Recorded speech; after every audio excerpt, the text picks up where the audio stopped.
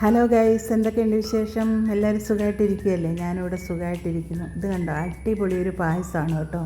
നിങ്ങൾ വിചാരിക്കും ഇത് അടപ്പായസമാണ്. അടപ്പായസമൊന്നുമല്ല കേട്ടോ, ഇത് മക്രോണി വെച്ചിട്ടുണ്ടാക്കിയൊരു അടപ്പായസമാണ്. വളരെ സിമ്പിളായിട്ട് പെട്ടെന്ന് തന്നെ തയ്യാറാക്കാൻ പറ്റുന്ന ഒരു പായസമാണ്. അതിന് വേണ്ടിയിട്ട് ഞാനൊരു 250 ഗ്രാമിൻ്റെ ഒരു മക്രോണി എടുത്തിട്ടുണ്ട്. പായസത്തിന് വേണ്ടിയിട്ട് ഇതേ ഇങ്ങനെ വളഞ്ഞിരിക്കുന്ന ചുരുണ്ടൊക്കെ ഇരിക്കുന്ന തരം മക്രോണിയാണ്.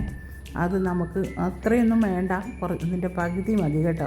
അപ്പോൾ ഒത്തിരി പായസമൊന്നും ഞാൻ തയ്യാറാക്കുന്നില്ല കേട്ടോ. ഇത് കണ്ടോ, ഇങ്ങനെ വളഞ്ഞിരിക്കുന്ന മക്രോണിയാണ്.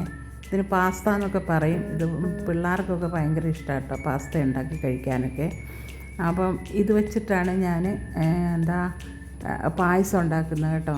പായസം നമ്മൾ കണ്ടാൽ, അതിൻ്റെ സ്ട്രക്ചർ കണ്ടാൽ ശരിക്കും അടപ്പായസം പോലെ തോന്നിക്കും കേട്ടോ. അപ്പം നമുക്കിത് ഒന്ന് പൊടിച്ചെടുക്കണം. അതിന് വേണ്ടിയിട്ട് ഞാൻ പായസം ഉണ്ടാക്കാൻ വേണ്ടിയിട്ട് ഒരു 2 കവറ് പാലും 1 കപ്പ് പഞ്ചസാരയും പിന്നെ 1 പിടി അണ്ടിപ്പരിപ്പും 1 പിടി ഉണക്കമുന്തിരിങ്ങയും ഇച്ചിരി ഏലക്കായും കൂടെ എടുത്തിട്ടുണ്ട്. പിന്നെ നമുക്ക് കണ്ടൻസ് മിൽക്കും കൂടെ വേണം കേട്ടോ. അപ്പോൾ ഇനി നമുക്ക് ഈ പാസ്തയൊന്ന് വെറുതെ ഒന്ന് ക്രഷ് ചെയ്തെടുക്കാം കേട്ടോ. മിക്സിയുടെ ചെറിയ ജാറിലേക്ക് ഇതേപോലെ ഇട്ട് കൊടുത്തിട്ടേ നമുക്കതൊന്ന് ക്രഷ് ചെയ്തെടുക്കാം.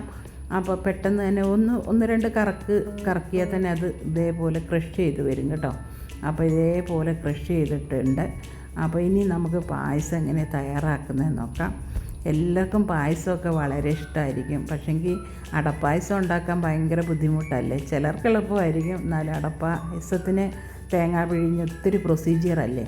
അപ്പോൾ ഇതുകൊണ്ട് നമുക്ക് പെട്ടെന്ന് തന്നെ ഒരു അടപ്പായസം ഉണ്ടാക്കാം കേട്ടോ. അടപ്പായസം പോലെ ഇരിക്കും കേട്ടോ.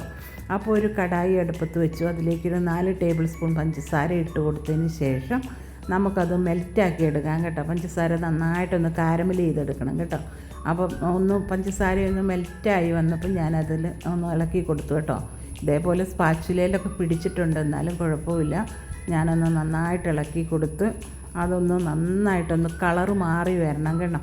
കരിഞ്ഞൊന്നും പോകണ്ട കേട്ടോ. കളർ ഇതേപോലെ ചേഞ്ചായി വന്നപ്പോൾ അതിലേക്ക് ഞാനൊരു കവറ് പാലങ്ങ് ഒഴിച്ചു കൊടുത്തേ. അപ്പോൾ ഇത് കണ്ടോ, പാലൊഴിച്ച് കൊടുത്തതിന് ശേഷം ഞാൻ ആ മക്രോണി ക്രഷ് ചെയ്തത് ഇട്ട് കൊടുത്തു. എന്നിട്ട് നമുക്കത് നന്നായിട്ട് ഇളക്കി കൊടുക്കാം കേട്ടോ. ഇനി ഞാൻ അതിനകത്ത് പഞ്ചസാരയൊന്നും ചേർത്ത് കൊടുക്കുന്നില്ല കേട്ടോ. ആ 4 സ്പൂണ് പഞ്ചസാര ചേർത്തത് മാത്രമേ ഉള്ളൂ. പിന്നെ ഞാൻ ഇതിനകത്ത് കണ്ടൻസ് മിൽക്ക് ചേർക്കുന്നുണ്ട്. അപ്പം ഞാൻ അധികം പഞ്ചസാരയൊന്നും ചേർക്കുന്നില്ല കേട്ടോ. അപ്പം നമുക്ക് പാൽ ഇടയ്ക്കിടയ്ക്ക് ഇങ്ങനെ ഒന്ന് ഇളക്കി കൊടുക്കണം. പാലൊന്ന് നന്നായിട്ട് തിളച്ച് നല്ല സെറ്റായിട്ട് വരണം കേട്ടോ.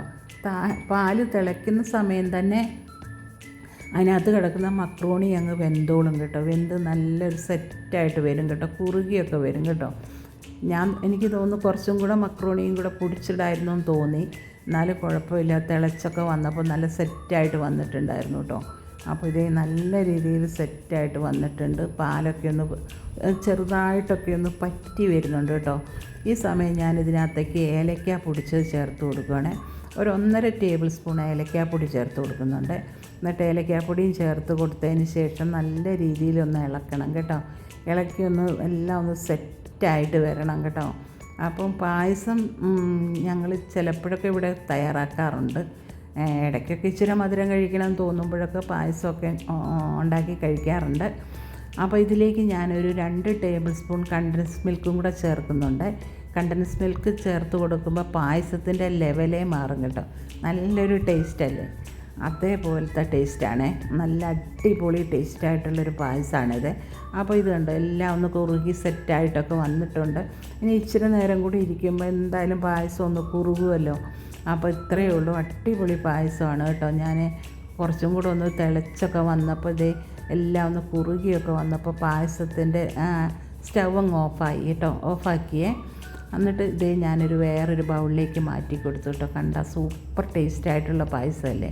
അപ്പോൾ അതിലേക്ക് ഞാൻ അണ്ടിപ്പരിപ്പും മുന്തിരിങ്ങയും കൂടെ വറുത്തത്, നെയ്ക്കകത്ത് വറുത്തതും കൂടെ ഞാനങ്ങ് ചേർത്ത് കൊടുക്കുവാണേ.